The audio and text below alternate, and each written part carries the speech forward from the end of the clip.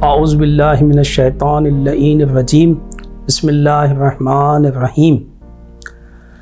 गुज़िश्ता दर्स में हमने अखलाक की तारीफ़ बयान की और ये बताया कि अखलाक इंसान की ज़िंदगी पर और उसके आमाल पर किस तरह से असरअंदाज है। हमने अर्ज़ किया था कि इंसान के नफ्स की वो सिफ़त कि जो पायदार हो, मज़बूत हो और इंसान के आमाल इस सिफ़त की वजह से और इस सिफ़त के पैदा होने से फिर आराम से अंजाम दिए जा सकें और फिर इंसान को किसी किस्म की ज़हमत उठानी न पड़े, फिर नेक अमाल अंजाम देने में उसकी तबीयत बोझल ना हो। तो ऐसी सिफ़त जो इंसान पैदा करता है उसे हम खुल्क कहते हैं। इंसान के नफ्स की सिफ़त को खुल्क कहा जाता है और इसी सिफ़त के ज़ेर साया इंसान के तमाम उमूर अंजाम पाते हैं। अगर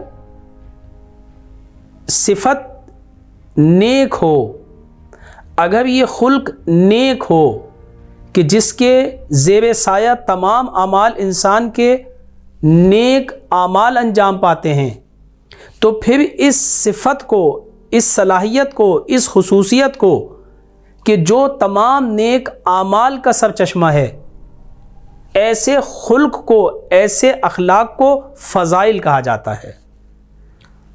और वो सिफ़त कि जिसकी वजह से इंसान से बुरे अमाल सादिर होते हैं, बद अमाल सादिर होते हैं, ऐसी सिफ़त को, ऐसी सलाहियत को रज़ाइल कहा जाता है। गोया नेक आमाल का सरचश्मा फ़ज़ाइल और बुरे आमाल का सरचश्मा रज़ाइल कहा जाता है।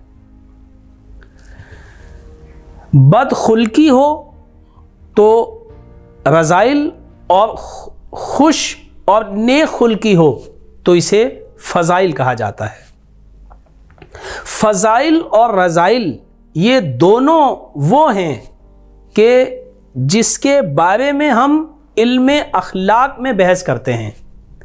इल्म अखलाक क्या है? इल्म अखलाक वो है कि जो हमें ये बताता है कि फ़ज़ाइल क्या हैं, रज़ाइल क्या हैं, ये फ़ज़ाइल किस तरह से इंसान में पैदा होते हैं, रज़ाइल किस तरह से इंसान में पैदा होते हैं, वो कौन से अमाल हैं कि जो इंसान के अंदर सिफ़त रज़ाइल को पैदा कर देते हैं, वो कौन से अमाल हैं कि जो इंसान के अंदर सिफ़त फ़ज़ाइल को पैदा करते हैं। कि अगर सिफ़त फ़ज़ाइल पैदा हो जाए तो फिर इंसान कमाल की तरफ चला जाता है, और अगर इंसान के अंदर सिफ़त रज़ाइल पैदा हो जाए तो फिर इंसान पस्ती की तरफ चलता चला जाता है और असफला साफिलीन की तरफ चला जाता है। तो गोया इल्म अखलाक एक ऐसा इल्म है कि जो हमें ये बताता है कि फ़ज़ाइल क्या हैं, रज़ाइल क्या हैं, ये किस तरह से पैदा होते हैं, ये किस तरह से कमाल पे पहुंचते हैं, कौन से काम आपको अंजाम देने हैं और कौन से काम आपको अंजाम नहीं देने। क्यों? इसलिए कि अगर ये वाले काम अंजाम दें और रज़ाइल वाली सिफ़त आपके अंदर पैदा हो जाए तो फिर आप कमाल तक नहीं पहुंच सकेंगे और आप सुकूत कर जाएंगे। लिहाजा हमें अपने कमाल पे पहुंचने के लिए और पस्तियों से बचने के लिए इल्म अखलाक को पढ़ना बहुत ज़्यादा ज़रूरी है, ताकि हम फ़ज़ाइल को भी अच्छी तरह जान सकें और रज़ाइल को भी अच्छी तरह जान सकें और हम सही तौर पे इनसे इस्तिफ़ादा कर सकें। व आखिर दावाना अनिल हम्दुलिल्लाहि रब्बिल आलमीन।